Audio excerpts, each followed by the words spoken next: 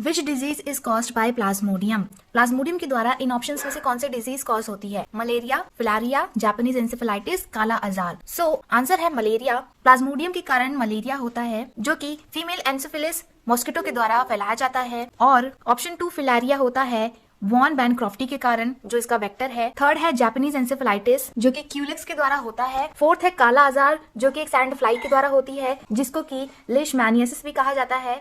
Plasmodium के भी types हैं, plasmodium vivax, plasmodium falciparum, plasmodium malariae. ये 3 टाइप होते हैं जिसमें कि जो फैल्सिपैरम होता है वो मोस्ट डेंजरस होता है क्योंकि फैल्सिपैरम सेरेब्रल मलेरिया कॉज करवाता है और इसकी ड्रग ऑफ चॉइस होती है क्लोरोक्वीन जो कि प्रेगनेंसी में भी सेफ मानी जाती है। जो क्लोरोक्वीन है वो G6PD डिफिशियंसी में भी दिया जा सकता है। और अगर हम पूछें कि मलेरिया में कितनी स्टेज होती है, जो मोस्ट कॉमन क्वेश्चन पूछा जाता है, तो अगर हम कहें कि hot stage, cold stage, fever stage और स्वेटिंग स्टेज अगर मलेरिया में आ रही है तो इन ऑप्शंस में से फीवर स्टेज नहीं होती। फीवर मलेरिया में होता है लेकिन फीवर नामक स्टेज नहीं होती मलेरिया में। तो ये बहुत इंपॉर्टेंट क्वेश्चन है जो हर एग्जाम में पूछा जाता है। हॉट स्टेज होती है, कोल्ड स्टेज होती है, स्वेटिंग स्टेज होती है।